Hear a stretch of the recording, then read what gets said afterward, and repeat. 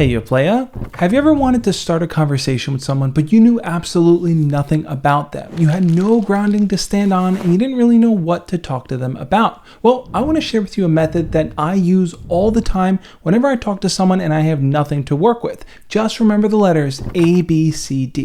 When starting a conversation with someone that you know nothing about, focus on your approach. That means appeasing their curiosity and calming their concerns as to why you're talking to them. Because if a stranger just randomly walked up to you and started talking, you'd instantly start to think, what do they want from me? So the best way to kind of handle that is to let them know right off the bat, hey, the reason why I'm approaching you or the reason why I'm talking to you is, and then fill in the blank there. You also probably shouldn't approach someone that you've kind of been lingering around. From your perspective, you are probably thinking what to say and how to say it, but from their perspective, you might just be that weird, creepy person who's just hovering over them, and when you finally do talk to them, they're going to feel nervous and weird about it. Instead, talk to other people in the meantime just to get through those nerves, and if they're your intended target, the person you actually want to talk to, do that a lot later. Try to keep those conversations kind of brief. If there's someone who doesn't know who you are and you don't really know anything about them, talking for about a minute or so is totally fine. But the moment you start to drag it out more and more just because you want to be around them,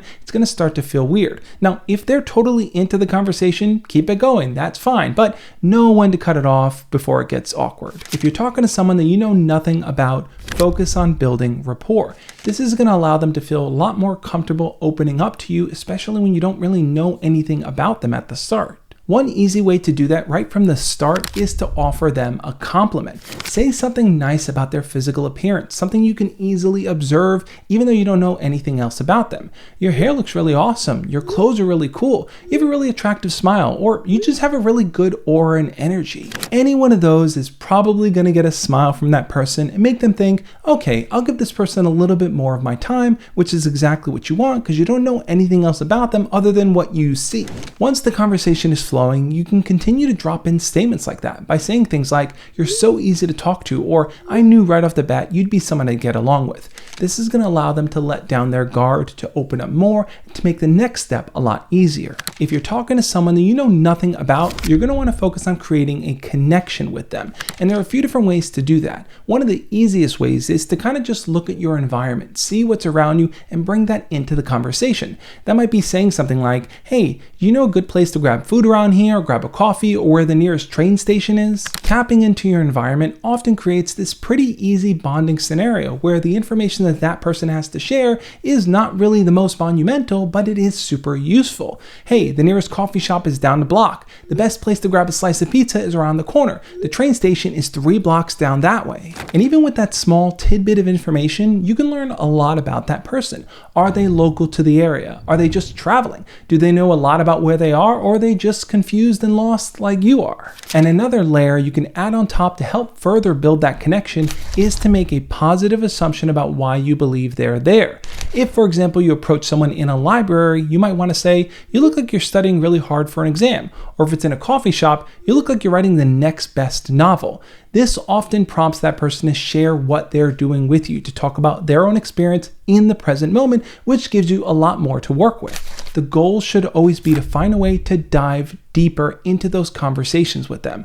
That means taking the things that they share with you and breaking it apart to find other conversation threads you can go on that's going to lead to a more fruitful and fun conversation. If, for example, the person shares that they're in college, that opens up the doorway for you to ask, what are you currently studying? What do you want to do when you graduate? What's your dream job? Or let's say that person tells you about their favorite ice cream shop not too far away that you definitely need to check out. That opens up a whole conversation about other favorite foods. Where's their favorite place to get pizza or a burger, or their favorite candy, something that they loved growing up eating? All of these fun adjacent questions create a warm environment for the two of you to just kind of naturally connect and share with each other. Make sure that you're also sharing your thoughts too. Don't just badger them with questions because it's going to make them feel like they're in an interview.